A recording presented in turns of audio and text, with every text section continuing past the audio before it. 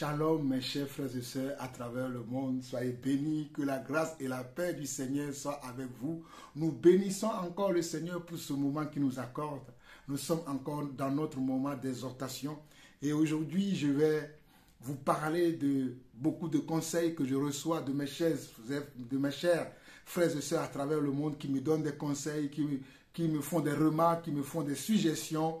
Je bénis le Seigneur pour vous, tous ces frères et sœurs qui me donnent souvent beaucoup de conseils, qui me font des remarques, parce que vous voulez être bien servis avec la nourriture que je vous donne tous les jours. Que la grâce et la paix du Seigneur soient avec vous. Franchement, vous êtes formidables. Franchement, vous êtes loyal. Franchement, vous êtes fidèles. Et je prie que notre Dieu, notre Père, notre Seigneur puisse vous éclairer encore davantage, puisse être le berger de votre vie, afin de vous diriger dans votre vie, dans chaque domaine, dans tous les domaines de votre vie, que vous ne soyez jamais perdus, mais qu'il soit là avec vous tout le temps. Franchement, je vous aime. Que l'amour de Dieu demeure dans vos vies. Au nom de Jésus-Christ. Amen. Alors, je profite de cette occasion pour saluer ma sœur Latré Lawson depuis Lomé, soit bénie. Je n'oublie pas ma sœur Francine depuis la Martinique. Je n'oublie pas ma maman Julienne depuis la France. Et je n'oublie pas ceux-là qui sont aux États-Unis. Je n'oublie pas ma sœur Grace depuis le Congo. Soyez bénis, soyez bénis, soyez bénis. Vous êtes ma famille. Que la main de Dieu soit sur vous. Alors, mes chers frères et sœurs, regardez si aujourd'hui je fais des vidéos de 8 minutes, au maximum 10 minutes. C'est grâce au conseil de quelques frères et de quelques sœurs. C'est vrai que j'ai beaucoup refusé, surtout de faire des courtes vidéos, parce que vous savez, j'aime être convaincant lorsque je partage la parole de Dieu. J'aime être comment? L'amour de Dieu qui est en moi ne me laisse pas le temps d'être médiocre dans le travail que je fais. Et s'il faut prendre des temps, s'il faut prendre des jours, des mois pour enseigner, vous me connaissez assez. Je prendrai le temps qu'il faut pour pouvoir vous enseigner correctement, explicitement, afin que vous ayez la vraie sagesse, la vraie connaissance. Car le Seigneur dit dans la Bible, mon peuple périt. Comment? Faute de connaissance. Mon peuple est détruit, car il lui manque la connaissance. Et aussi parce que nous aussi, nous rejetons la connaissance. Nous qui sommes le peuple de Dieu, nous ne voulons pas la connaissance. Nous disons la connaissance, ce n'est pas pour nous, nous n'en voulons pas. Mais en réfléchissant, en suivant les conseils des uns et des autres, la même chose revient tout le temps. Surtout pour mes frères qui sont en Afrique, qui n'ont pas ce privilège d'avoir un réseau d'Internet de qualité comme nous, qui n'ont pas les moyens de pouvoir même payer leur abonnement Internet pour pouvoir suivre les vidéos. C'est grâce à vous que Dieu m'a mis à cœur aujourd'hui, selon le conseil de plusieurs frères et de plusieurs sœurs, que j'ai décidé aujourd'hui de faire cette courte exhortation, pour vous aussi qui êtes en Afrique, qui ont besoin aussi, vous avez besoin d'écouter la parole de Dieu, vous avez besoin de méditer aussi la parole de Dieu. Le Seigneur a pensé à vous. Je dis un grand merci à ma soeur Latré Lawson, qui m'a rappelé encore cela la dernière fois, qui dit, mon frère, il y a des gens qui n'arrivent pas à suivre tes messages. Il y a pour diverses raisons. Certains, c'est parce qu'ils sont au travail, ils n'ont pas le temps de suivre les enseignements qui ont une durée d'une heure et plus.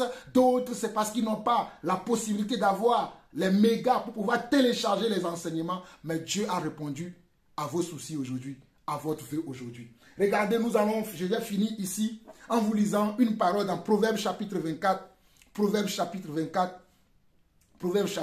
24, le verset 3 au verset 6. Mais c'est le verset 6 qui m'amène à faire cette courte exhortation. C'est par la sagesse qu'une maison s'élève et par l'intelligence qu'elle s'affermit. C'est par la sagesse qu'une maison s'élève et par l'intelligence qu'elle s'affermit. C'est par la science que les chambres se remplissent de tous les biens précieux et agréables. C'est pas la science qui veut dire la connaissance. C'est pas la connaissance que les chambres se remplissent de tous les biens précieux et agréables. Verset 5. Un homme sage est plein de force et celui qui a de la science affermit sa vigueur. Celui qui a de la connaissance affermit sa vigueur. Regardez bien ce que le proverbe nous dit. Hein. Proverbe 24, le verset 5. Un homme sage est plein de force et celui qui a de la science affermit sa vigueur. Et le verset 6 dit ceci.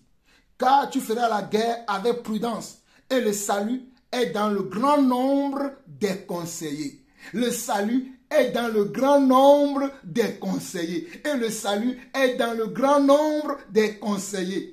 Au Proverbe 24, le verset 6. Car tu feras la guerre avec prudence. Tu feras la guerre avec prudence et le salut est dans le grand nombre des conseillers. Mon frère, ma soeur, il faut que tu saches que ton salut, alléluia, oh, ton salut, ta paix, ta joie, réside dans le grand nombre de conseillers que tu peux avoir. Des conseillers spirituels, je parle. Je ne parle pas des conseillers qui ne sont pas spirituels.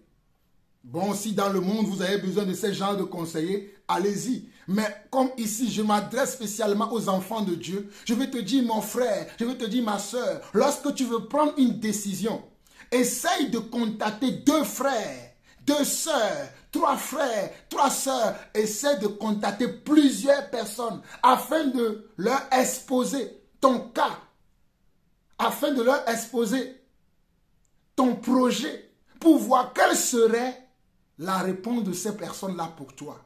Et Dieu te dira, tu as écouté telle personne, tu as écouté telle personne, tu as écouté telle personne. Maintenant, il est temps que tu prennes cette décision. Et Dieu te dira dans quelle décision tu dois aller. Voilà pourquoi le salut est dans le grand nombre de conseillers. Le salut est dans le grand nombre de conseillers. Le salut est dans le grand nombre de conseillers. Voilà pourquoi j'ai commencé cette exhortation en vous donnant mon propre témoignage, que j'ai toujours résisté aux frères et sœurs qui m'appellent, qui me disent, oh frère, nous ne pouvons pas suivre les enseignements d'une heure, de plus d'une heure. J'ai essayé de réduire à 1 heure, des fois même j'ai essayé de réduire à 45 minutes, mais aujourd'hui je me suis dit, pourquoi pas ne pas faire des exhortations, des courtes exhortations de 8 à 10 minutes. Et croyez-moi, vous êtes bénis en suivant ces exhortations. Vous êtes bénis en suivant ces courtes exhortations. J'ai beaucoup de témoignages qui viennent de gauche à droite, de partout dans le monde, à cause de ces courtes exhortations. Mais c'est parce que j'ai suivi des conseils. J'ai suivi des conseils. Toi qui n'aimes pas suivre des conseils, quand on te parle, tu te crois le tout-puissant, tu sais tout, tu connais tout. Tu n'as pas un moment où tu rentres en toi-même pour réfléchir, pour penser à ce qu'on t'a dit. Mais ce n'est pas mal ce que la sœur là m'a dit. Il veut mon bien, il veut aussi son bien. Il veut que je m'améliore. Il veut que je sois plus excellent dans le travail que je fais. Pourquoi il a pris la peine de m'appeler? Il aurait pu me zapper. Il aurait pu ne pas s'intéresser à moi. Mais s'il s'est intéressé à moi, c'est parce qu'il me considère. S'il s'est intéressé à moi, c'est parce qu'il m'écoute. C'est parce que j'ai de la valeur à ses yeux. Moi aussi, je vais l'honorer en l'écoutant. Tu écoutes après et tu vas au pied de Dieu pour montrer à Dieu, voilà ce que j'ai entendu. Quelle est ta décision là-dedans? Qu'est-ce que tu attends de moi dans ce que j'ai entendu là? Qu'est-ce que tu veux que je fasse de ces conseils? Qu'est-ce que tu veux que je fasse de ces conseils? Et Dieu te parlera certainement. Moi, Dieu m'a parlé. Je suis en œuvre. J'espère que toi aussi qui m'écoutes, Dieu te parlera et tu seras en œuvre à l'œuvre de Dieu. Ne sois pas juste simplement quelqu'un qui écoute. Sois quelqu'un qui réfléchit et qui agit après ce qu'il a écouté. Ne sois pas simplement quelqu'un qui écoute. Sois quelqu'un qui réfléchit à ce qu'il a entendu, à ce qu'il a écouté et quelqu'un qui agit. Que Dieu vous bénisse. C'était encore votre serviteur, l'apôtre Jean-Paul, pour la portion de ce jour. Shalom à vous. Shalom.